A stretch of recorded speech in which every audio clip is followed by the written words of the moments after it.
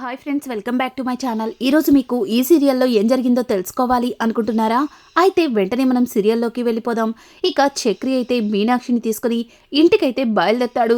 తన మనసులో మళ్ళీ మీనాక్షి తనతో పాటు వాళ్ళ ఇంటికి వస్తుందన్న ఆనందం చక్రిని ఇక మరింత రెట్టింపు చేస్తుంది. చక్రి అయితే ఇక చాలా సంతోషంగా మీనాక్షితో ఇంటికి బయలుదేరుతూ ఉండగా పదే పదే చక్రికి పోలీస్ స్టేషన్ నుంచి ఫోన్ వస్తూ ఉంటుంది.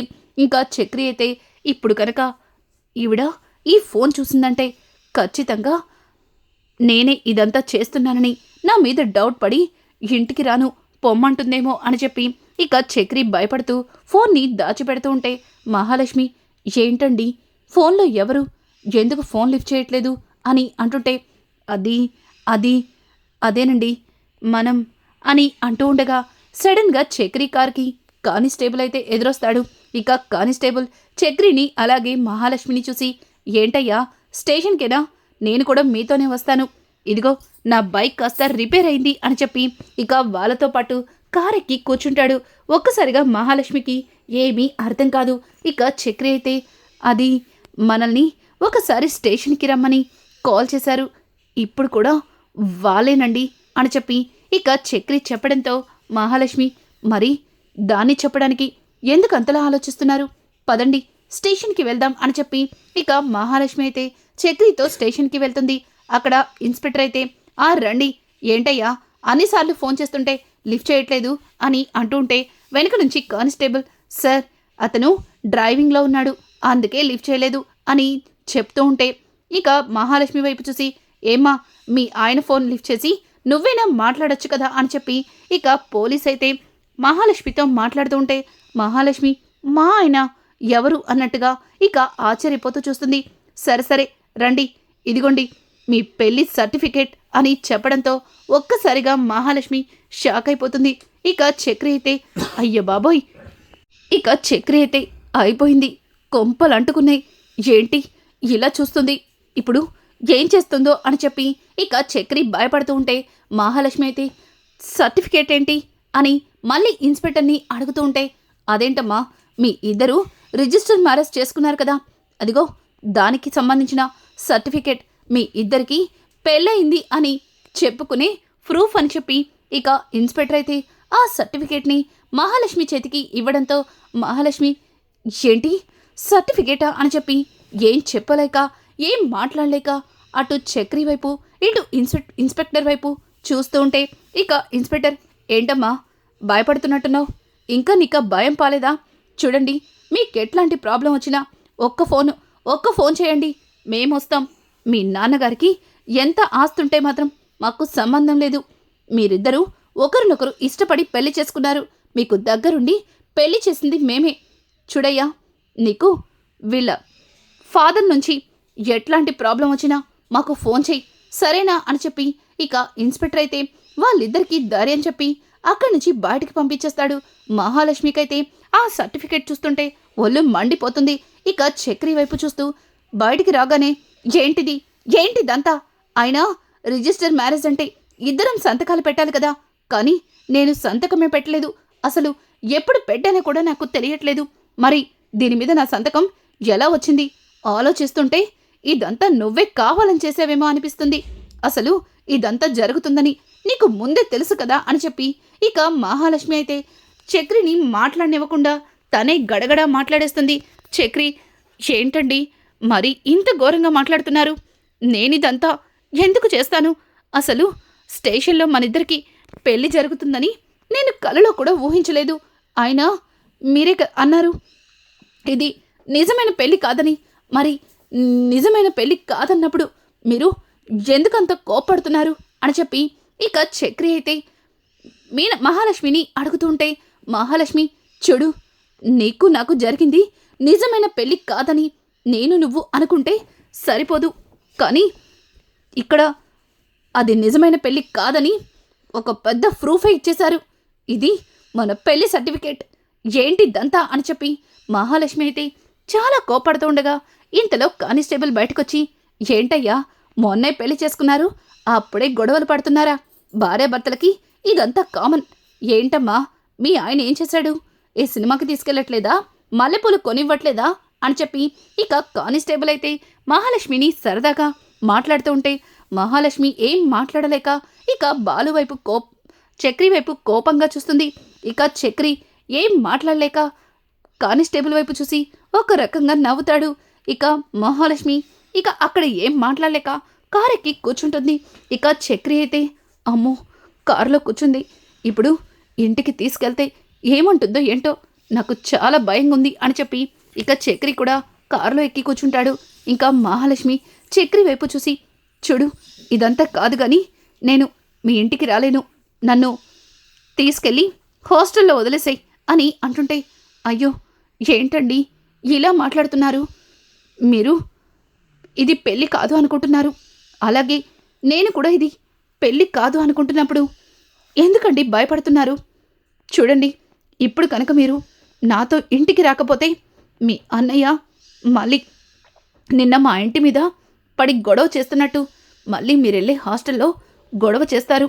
అయినా హాస్టల్లో రూమ్ కూడా దొరకలేదు, ఇప్పుడు ఇట్లాంటి పరిస్థితుల్లో మీరు అని అంటుంటే ఇక మహాలక్ష్మి కొద్దిసేపు ఆలోచించుకొని అవును నేను ఇదంతా ఆలోచించకుండా ఈ సర్టిఫికేట్ చూసి మరీ ఎక్కువగా ఆవేశపడ్డాను, నన్ను సమయానికి ఆపదలో కాపాడినా ఈయనెందుకు ఇలా చేస్తారు, నేనే అనవసరంగా అనుమానిస్తున్నానేమో అని చెప్పి ఇక మహాలక్ష్మి అయితే చక్రిని మళ్ళీ మామూలుగా మాట్లాడి సారీ అండి, ఒక్కసారిగా ఆ సర్టిఫికేట్ చూసి కోపాన్ని తట్టుకోలేకపోయాను, ఏదో కోపంలో బాధలో అలా మాట్లాడేశాను, సారీ అని చెప్పి ఇక మహాలక్ష్మి అయితే చక్రికి క్షమాపణ చెప్తుంది. ఇంకా అలా ఇద్దరు కూడా ఇంటికైతే బయలుదేరతారు. ఇది ఇలా ఉండగా ఇక్కడ చూస్తే చక్రి వాళ్ళ అన్నయ్య మాధవ్ అలాగే కన్నా ఇద్దరు కలిసి ఇక రిసెప్షన్ కోసం వాళ్ళ వీధి మొత్తం కూడా పిలిచేస్తాడు. ఇక మాధవ అలాగే కన్నా ఇద్దరు కూడా రిసెప్షన్కి పిలిచి ఇంటికైతే వస్తారు. ఇంకా నారాయణ అయితే రేయ్ మాధవ అదిగో నా కోడలు అలాగే నా కొడుకు చక్రి వస్తున్నారు అని చెప్పడంతో ఒక్కసారిగా కన్నా అయితే చాలా సంతోషంగా పరిగెత్తుకుంటూ ఇక కార్ దగ్గరికి వెళ్తాడు. ఒక్కసారిగా చక్రి రే కన్నా ఆగరా ఆగు అని చెప్పి ఇక సడన్గా కార్ బ్రేక్ వేస్తాడు. అలా వేయడంతో ఇంకా పక్కన కూర్చున్న మహాలక్ష్మి ముందుకైతే పడుతుంది.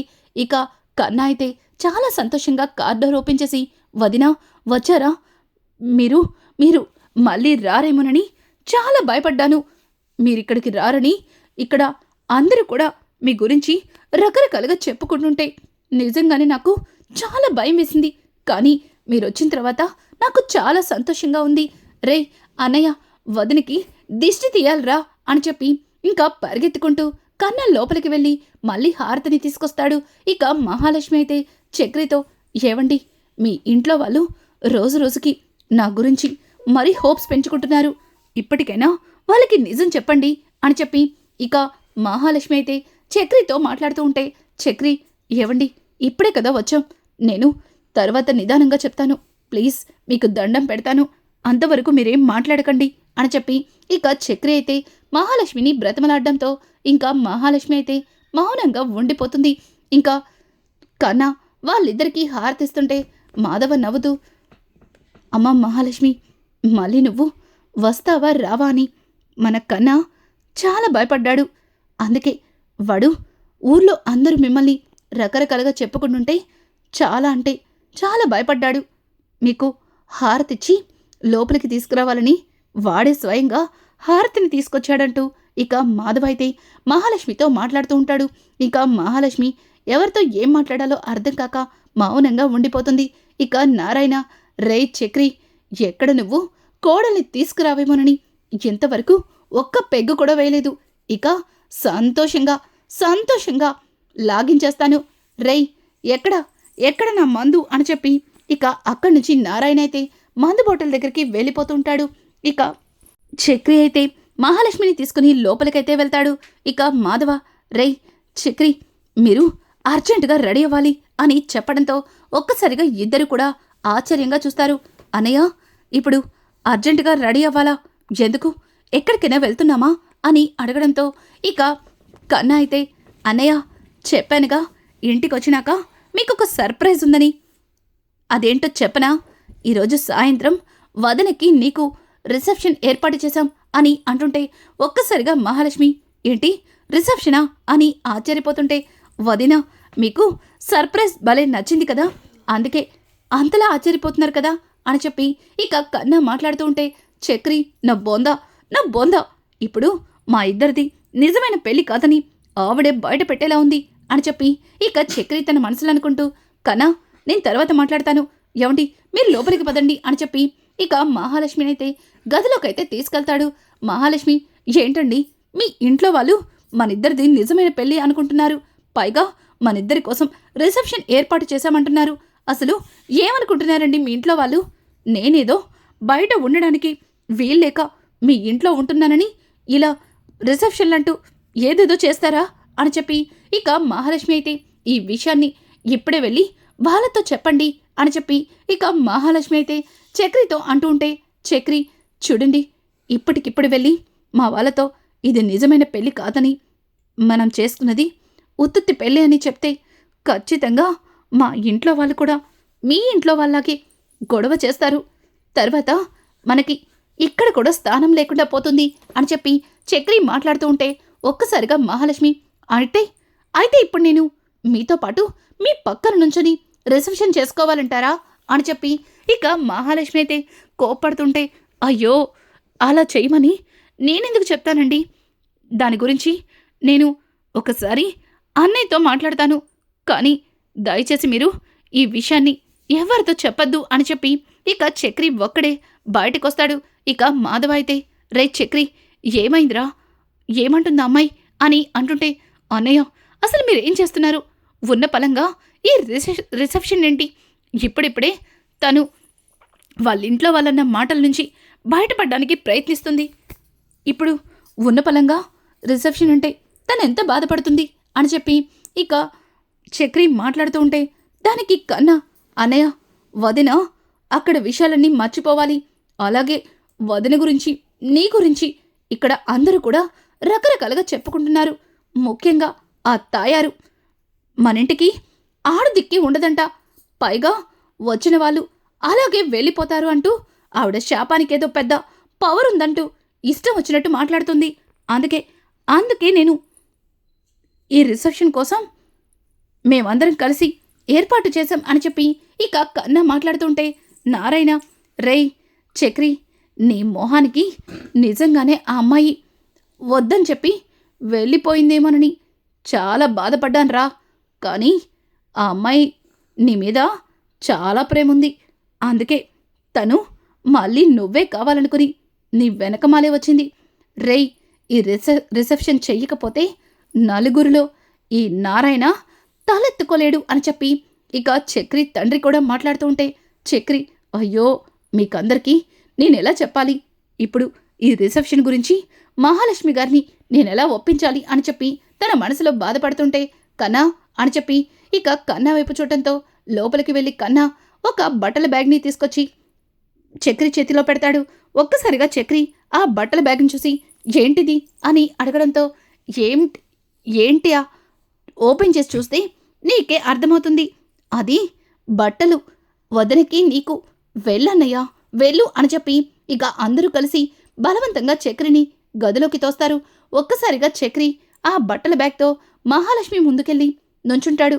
ఇక మహాలక్ష్మి అయితే చక్రి చేతిలో ఉన్న బట్టలు చూసి ఏంటిది అని అంటుంటే అయ్యో ఏవండి కాస్త నేను చెప్పేది వినండి, నిన్న మీ అన్నయ్య ఇక్కడికొచ్చి ఎంత గొడవ చేశాడో చూశారు కదా, దానివల్ల ఇరుగు పొరుగు వాళ్ళందరూ మన గురించి రకరకాలుగా చెప్పుకున్నారు, ఇప్పుడు వాళ్ళ నోర్లు మూయించడానికి మా ఇంట్లో వాళ్ళు మనకి రిసెప్షన్ ఏర్పాటు చేశారు, ఇప్పుడు నేనెళ్ళి ఉన్న పలంగా ఈ రిసెప్షన్ ఏది వద్దని మన ఇద్దరిది నిజమైన పెళ్లి కాదని చెబితే ఖచ్చితంగా మీ నాన్నకి జరిగినట్టే మా నాన్నకి కూడా ఏదైనా హార్ట్ అటాక్ వస్తుంది, అలా జరిగితే మీకు ఇష్టమా అండి, పోనీ చెప్పండి, పర్వాలేదు, వద్దంటే ఇప్పుడే వెళ్ళి అందరికీ మనిద్దరిది నిజమైన పెళ్లి కాదని చెప్పేస్తాను, ఇంతకుముందు మా అమ్మ చనిపోయినప్పుడు మా నాన్న హార్ట్ అటాక్తో చాలా బాధపడ్డాడు, మళ్ళీ ఇప్పుడు అట్లాంటి సిచ్యువేషన్ వస్తుంది, పర్వాలేదులే అని చెప్పి ఇక చక్రి అయితే కావాలని ఒక చిన్న అబద్ధాన్ని అయితే మహాలక్ష్మి దగ్గర ఆడతాడు. ఒక్కసారిగా మహాలక్ష్మి వాళ్ళ నాన్నకి నా వల్ల అట్లాంటి పరిస్థితి రాకూడదని ఇక రిసెప్షన్కి అయితే ఒప్పుకుంటుంది.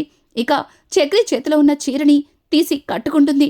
ఒక్కసారిగా చక్రి తన చేతిలో ఉన్న చీరని మహాలక్ష్మి తీసుకోవడంతో చాలా ఆనందపడతాడు.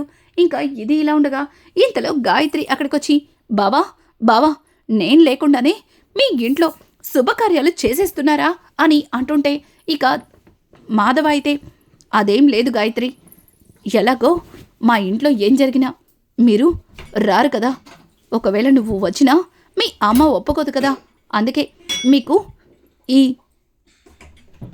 రిసెప్షన్ గురించి చెప్పలేదు అని చెప్పి ఇక మాధవ మాట్లాడుతుంటే, చూడు బావా, నేను లేకుండా మీ ఇంట్లో ఏం జరగడానికి వీలేదు.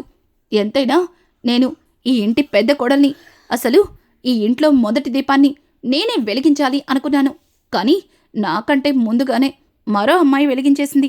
పర్వాలేదులే, తర్వాత నేనే కదా ఇంట్లో అడుగు పెడతాను. ఇంతకీ చక్రి పెళ్లి చేసుకున్నా ఆ అమ్మాయి ఎక్కడా అని చెప్పి ఇక మా గాయత్రి అడుగుతూ ఉంటే ఇంతలో గదిలో నుంచి బయటకొచ్చిన చక్రి గాయత్రిని చూసి, గాయత్రి తను డ్రెస్ చేంజ్ చేసుకుంటుంది అని చెప్పడంతో, ఓ అయితే నేను తనకి సహాయం చేస్తాను అని చెప్పి ఇక గాయత్రి లోపలికి వెళ్ళబోతుంటే దానికి చక్రి అయితే, వద్దు తనే రెడీ అయి వస్తుంది అని చెబుతూ ఉంటే దానికి గాయత్రి వినిపించుకోకుండా మహాలక్ష్మి గదిలోకి వెళ్తుంది.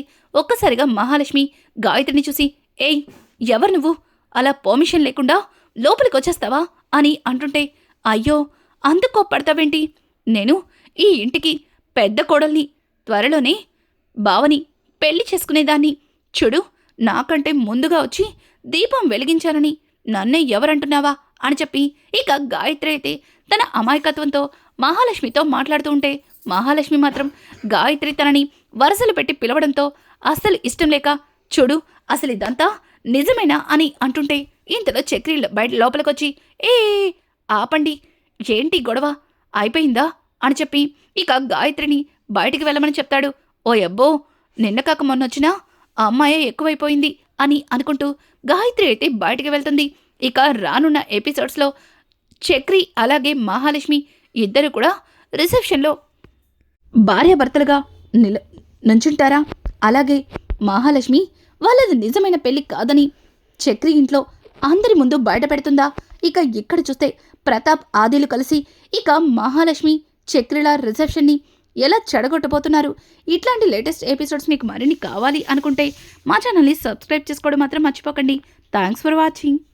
Hi friends, welcome back to my channel. ఈరోజు మీకు ఈ సీరియల్లో